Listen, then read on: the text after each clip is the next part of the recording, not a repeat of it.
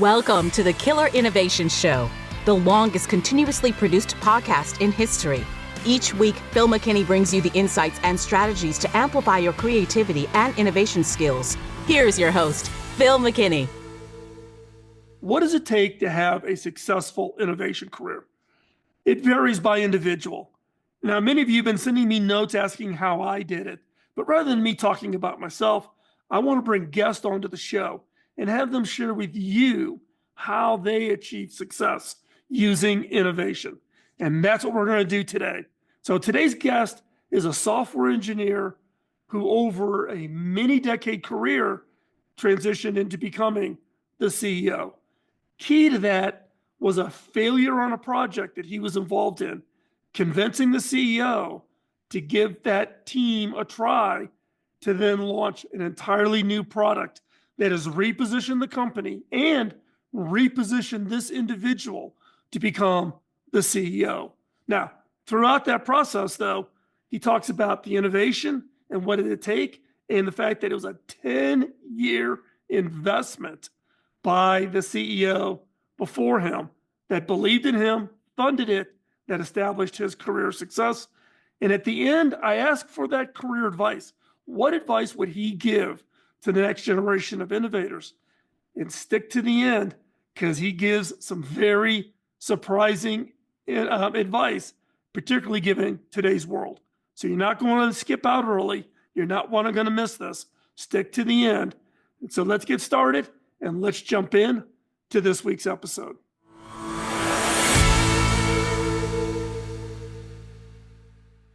Welcome to another episode of Killer Innovations. We are actually back in the studio in Colorado. Many of you know we've been most recently on the road in the mobile studio, but it's actually nice to be back. No, the studio is not done yet. It's still in the process of under construction, but it is starting to come back together. Today, we actually have a special guest. This is actually almost a makeup interview. We were supposed to actually connect in the bus in Atlanta at Tech Expo. However, a little thing called a hurricane kind of got in the way and caused everybody to change their travel schedule. So Nimrod, first off, thanks for being the flexibility to actually get this rescheduled, because I've been looking forward to having this conversation with you. Thank you very much, Phil, and thanks for having me. So Nimrod, give us a little bit of background on who you are and kind of your career path, your career story. I think it's pretty fascinating because you've been at Harmonic for quite some time on a pretty steady trajectory. But let's give the listeners a little bit of background on yourself. Yeah, quite some time is very long. I started with Harmonic way back in '96 as a software developer. At the time, Harmonic was very focused on fiber optics for the broadband market. And at that time, they started to get into the digital video space. And I started to work on a conditional access solution that we developed. Long story short, I worked for about 3 years in software development and then moved into customer-facing solution role, where I engage with customers to look into kind of what problems they have that we can find a solution for. In early 2000, we were the first to identify the need for a QAM, edge QAMs, kind of, we coined the term edge QAM for the VOD architecture that started to emerge at the time. We worked with the Sea Change and Ncube at the time, and really the first innovation that we brought to the market was how to deliver video, MPEG video over IP networks into an edge QAM. Did that for a couple of years. I'll get back to that. We were leading the market, which at some point, kind of that market disappeared with the migration to IP. We'll remember that. We'll come back to that. But I think over the years, we've done a couple of other things that are related to the transition of the cable industry, from analog to digital video, ad insertion, digital ad insertion, the whole SCTE 35. We got the Emmy Award for that back then moving to high definition. So multiple cycles in which we really helped the industry to move forward. I think the more kind of recent, interesting story at the tail end of the let's call it the EdgeQuam days, and we were leading the market. It was clear that video on demand and later on video is all going to go IP, meaning it's going to go over the CMTS, and that part of the spectrum will get expanded and expanded. And we thought, hey, what are we going to do here? And we decided to get into that market and try to do what everybody else did at the time. It was the converged platform, the so-called CCAP.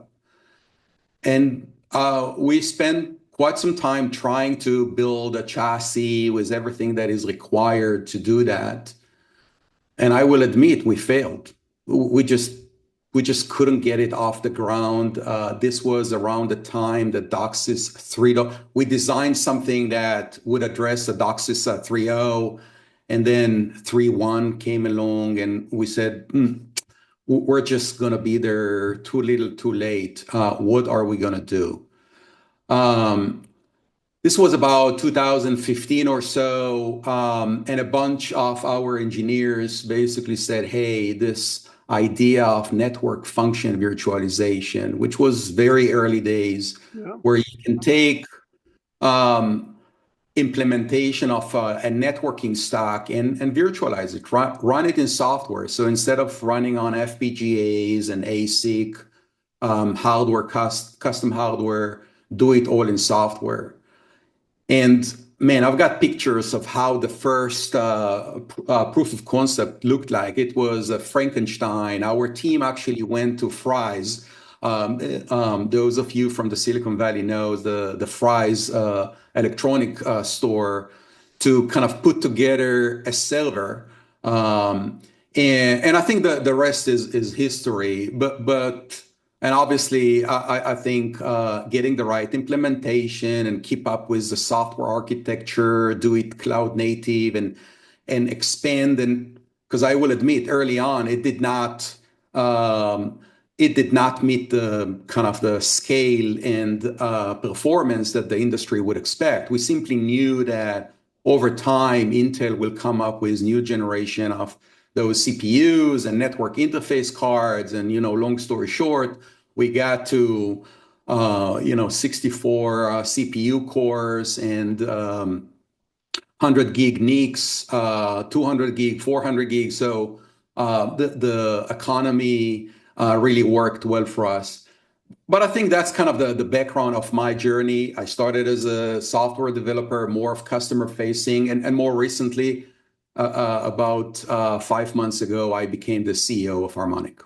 So that whole path is pretty interesting, because we've seen it not just in the industry of cable broadband, but we've seen it across other industries, right? Where the proprietary hardware nature of a lot of industries, in order to support tight vertical integration, you got Moore's law and just that scale that Intel, AMD, NVIDIA, all the chip guys are just doing, that just kind of choose that proprietary hardware to get to this more generic hardware where software can really take over.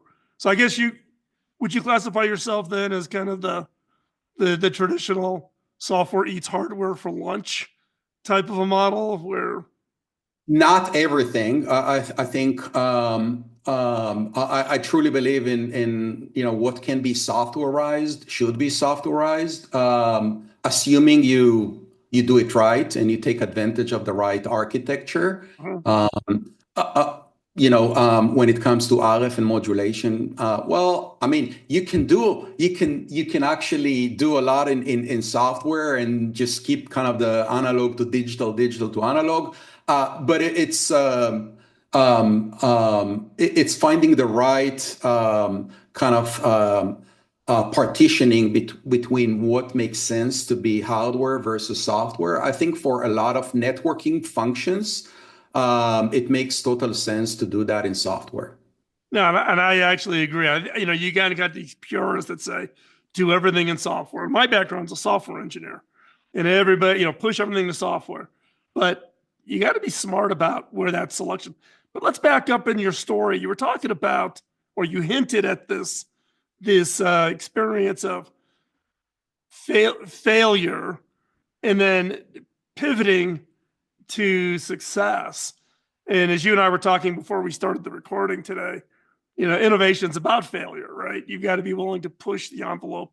You've got to be willing to experiment. You got to be willing to try things, and you can't be afraid. And failure is not a negative. Failure is education. So talk a little bit about, you kind of hinted at it a little bit, but I know there's something in there, and I want to dig in on that a little bit. So talk a little bit about that. What experiences that you've had on that failure to success kind of curve?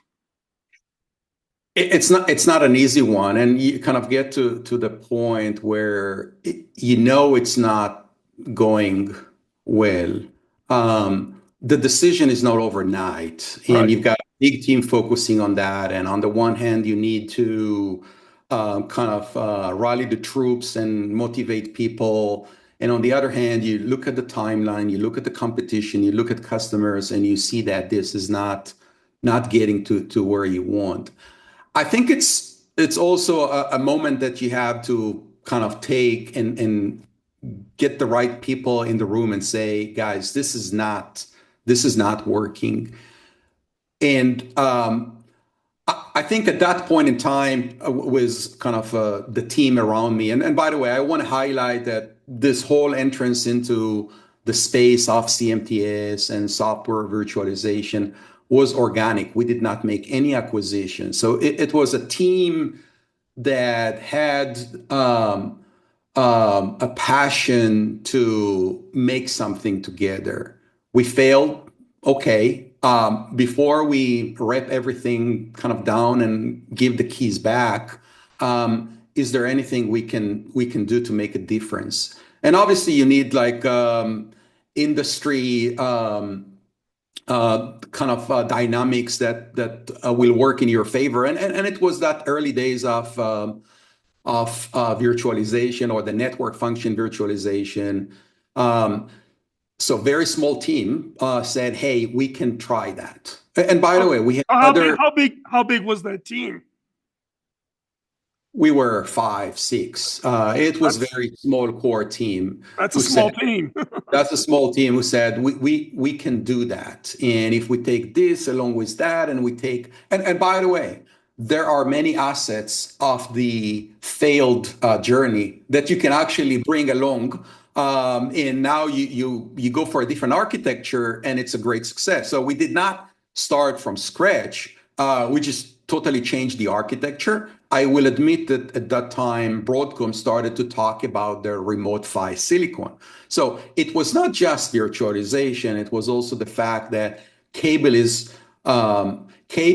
seeing the benefit of going to a distributed architecture, which obviously is key foundation for going DOCSIS 4.0 and all of that. So it was more than that, but it was a key enabling kind of capability.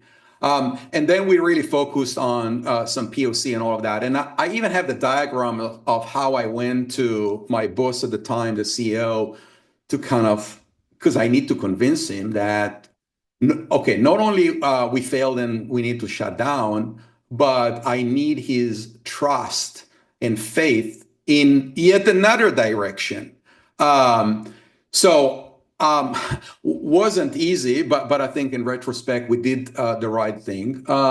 I think it was not enough. We also had to take that on the road and convince customers that this is going somewhere. And I will admit that whether we were lucky or that was part of the strategy, we had at the time Comcast and Tony Werner that really believed in that story of software and virtualization, and they were an early partner. Yeah, and I was going to ask you that question because I know that that Tony and Alad and the team at Comcast, very big believers in this whole shift to this virtualization. How important?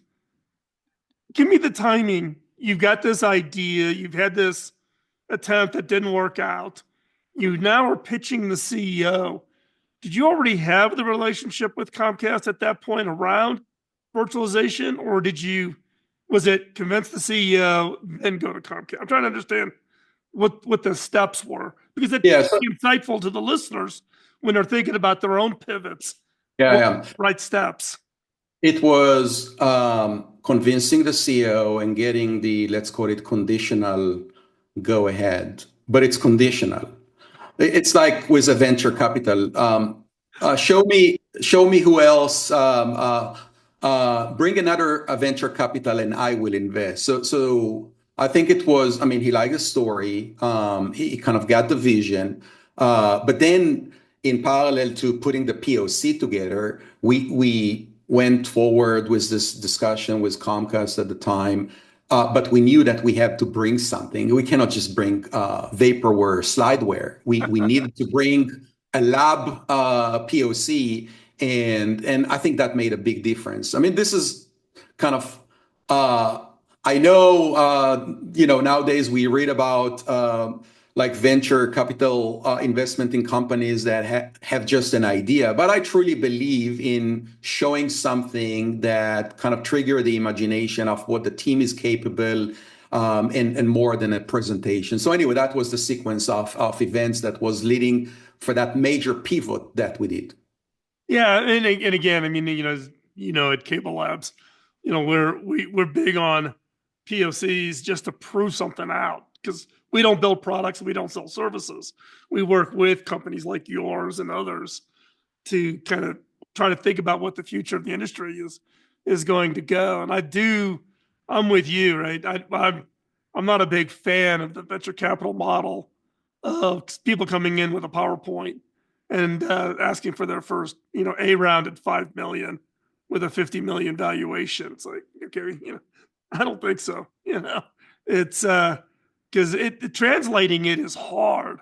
So in your case, it was you had the challenge, you decided to pivot, you came up with this idea, you got conditional okay from the CEO, but really to get full support, you needed to bring some form of kind of an endorsement from the idea. And in that case, it was bringing a customer in as part of really the partnership to take this and really bring it forward. Yeah, that's right. We really needed the customer positive indication that what we do is not just interesting, but something that they would collaborate with us and will eventually deploy. And it was a long journey. And I'm thankful for the trust that we got from Harmonic's management. This is not an easy industry. For a while there was a view that we are being used just to help the industry get better pricing from the incumbents. This was radical, different idea. We were challenged by the incumbents, and I think. So you're talking about incumbents in the traditional rack. Yeah. ATS.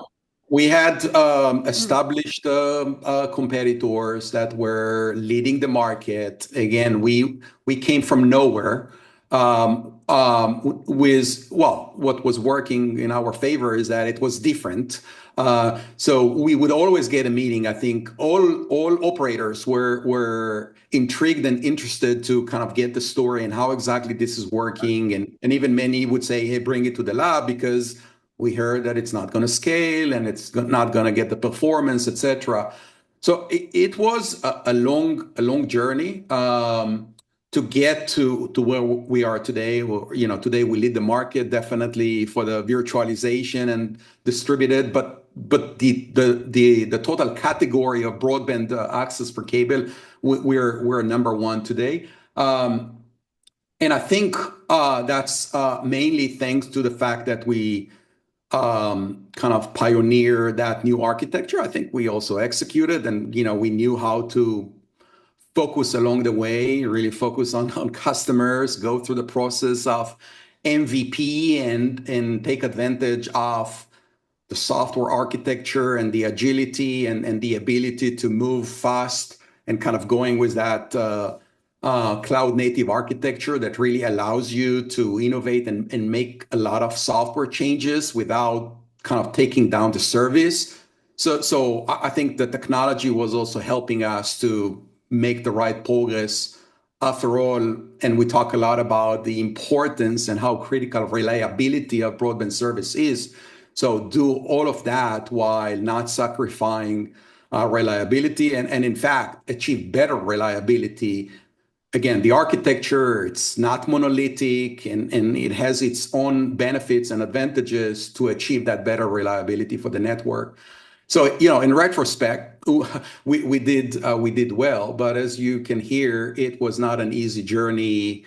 The failure, the pivot, getting kind of customer convinced, dealing with the criticism of the industry, like it's not going to work, it's not going to scale. But long story short, I think we're in a totally different discussion today, where the industry is DOCSIS 4.0, unified. 10 gig is just a milestone. Now we talk about 25 gig. So we're happy and satisfied with the kind of the journey we've gone through. So what was the total length of time? Because one of the things we talk a lot about here on the show is the need for management leaders to have patience, right? Everybody wants the quick hit. They want something out in a quarter, or half a year, or impact the share price right away because you got Wall Street, breathing down your neck. What was that length of time from the time you developed that initial idea until you could actually go back to the CEO and say, see, we did it, we've delivered, whether you think that's first revenue or first customer contract? What was that length of time? We started in 2014. The pivot was 2014. And I think we were running, I would say, conditional for almost a year until we got Comcast, and we got other early customers, Comhem, Tele2. We had a few others that were kind of early customers, but it's not enough. I mean, everybody will know that this is not enough. You need more than that. Yep. Obviously, the Comcast endorsement and collaboration was a major one, and that started in 2016. But I would say that even then it was okay. We're gonna team up together and work on this. But deployments only started in 2018, and it really started to ramp up in the early days of COVID.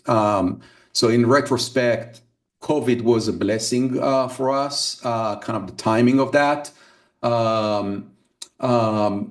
And we're, 2024. So it's been a 10-year journey with almost 2 years to kind of get into the market and another 4 years to develop yourself. And the last 4 years were more of expansion. So there are not many leadership teams that will make long bets like that. Why do you think Harmonic, or why do you think any company? I mean, Tony Warner at Comcast and I have this conversation. We had this conversation, a long time ago, and he was actually the guy who brought me into the industry. When I retired from out of HP, he talked me into coming to Cable Labs. But I look at what Comcast did on the X1 investment. That was 14, 15 years of Brian Roberts continuing to fund that. Now you got Harmonic, 10 years. There aren't many companies that are willing to go and fund an innovation effort to that kind of duration. Why did Harmonic do it? And two, is there a characteristic to organizations you think? And what advice would you give leaders about making these long bets? It's interesting.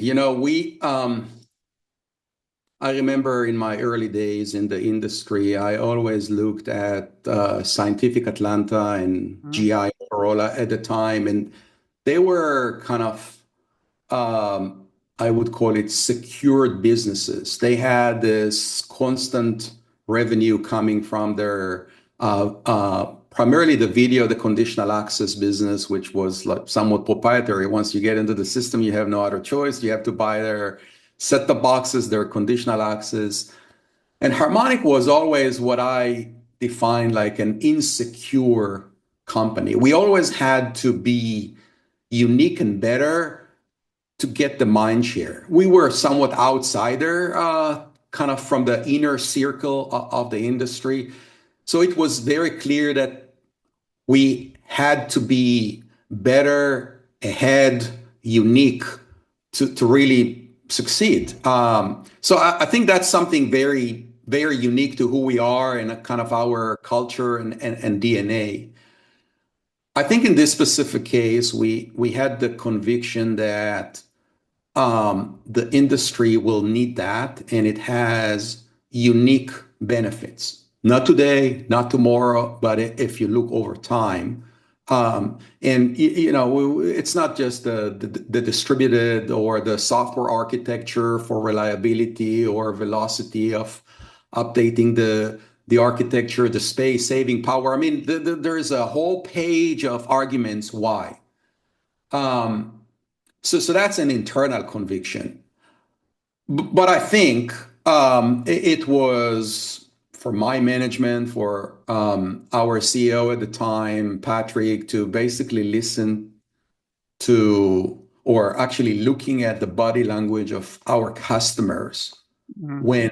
when we kind of give an update on the product, the milestones we go through, the progress that we make, and at the end, he kind of did his own judgment based on how motivated the team is, and the team was super motivated. The feedback and the kind of the body language from the customers. And there is no reward without a risk. And at the end, you kind of, hey, is this a lifestyle job or I want to do something that will make a difference here? Yes, there is a risk. But you know what?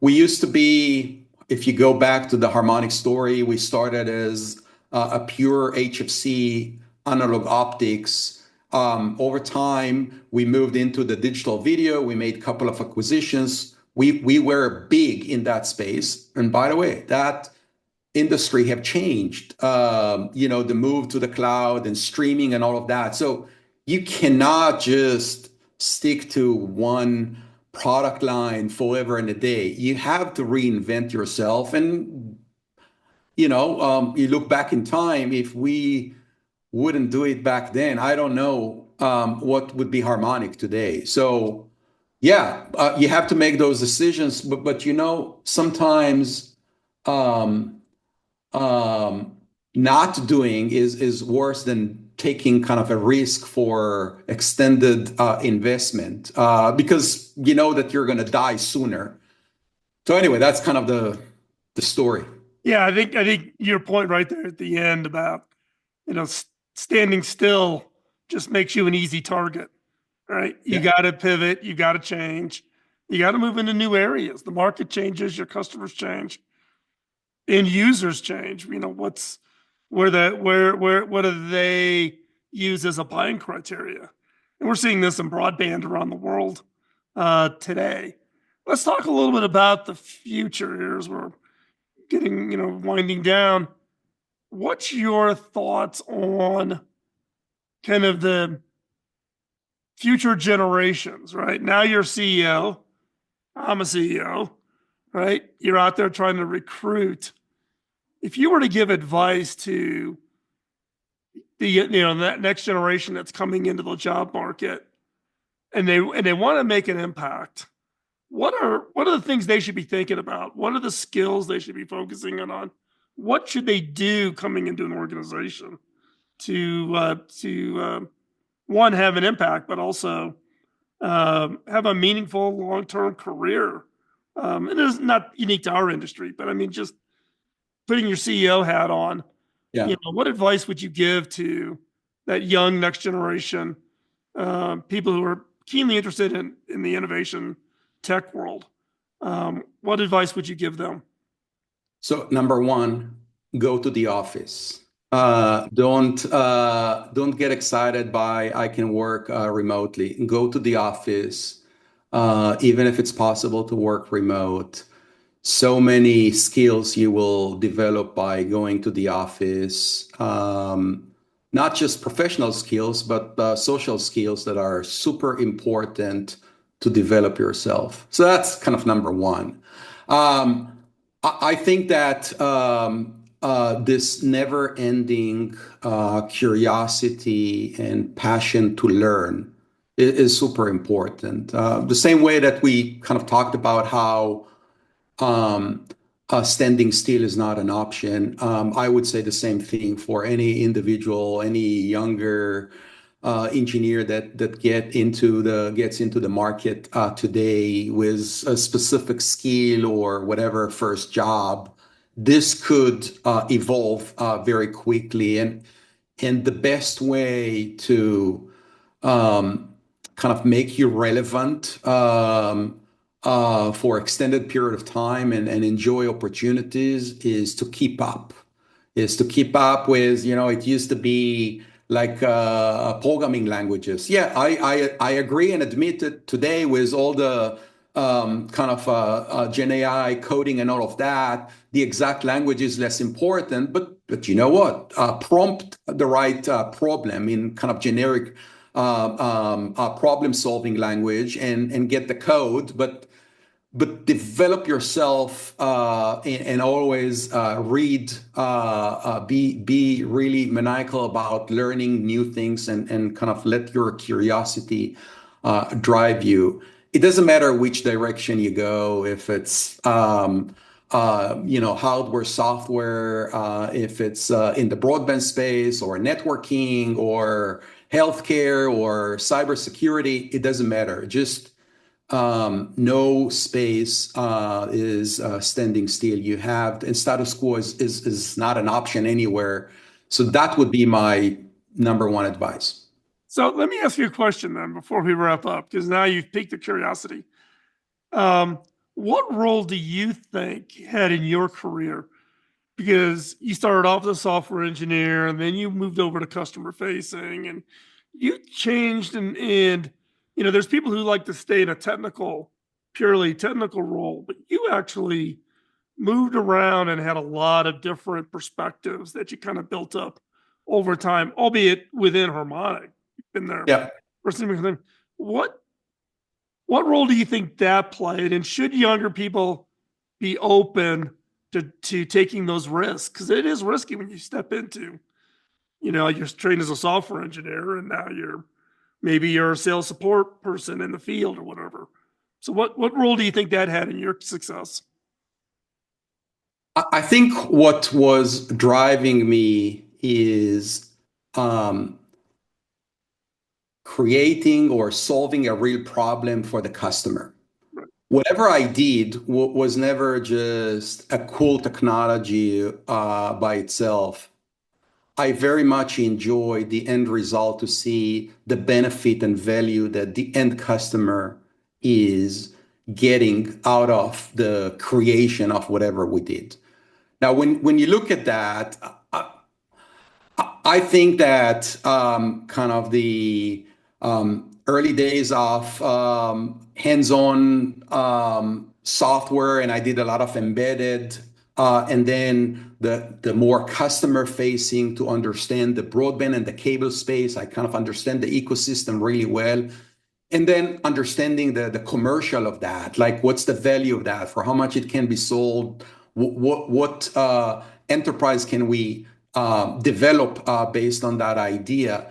The combination of all of that together, I think, is really unique because I can always understand any part of the equation. When the team is telling me that this will take too long, I know how to challenge or how to contribute or enable that. The discussion with the customer, kind of the right questions to ask, and then putting the right business model.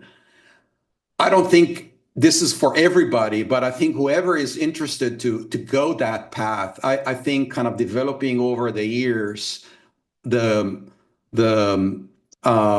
technical capabilities, the customer facing, and then the commercial. I certainly still enjoying that every day. So I think that was kind of the key enabling for me. Yeah, that's a great wrap up. So hey, Nimrod, I thank you a lot again. Thank you for working the schedule so we could actually get this interview in. I greatly appreciate it. We will have links in the show notes. So if you want to follow Nimrod on LinkedIn, you'll be able to click on the link and find and just keep track of what he and Harmonic are doing. They are real thought leaders, and I would definitely encourage you to follow and just see what they're up to. You may be in a completely different industry, but it's also a great opportunity to cross-pollinate. And again, Nimrod, thanks a lot for joining us today. Thank you very much, Phil. Thanks for having me. Podcasting nonstop since 2005, this has been the Killer Innovation Show on the Innovators Network.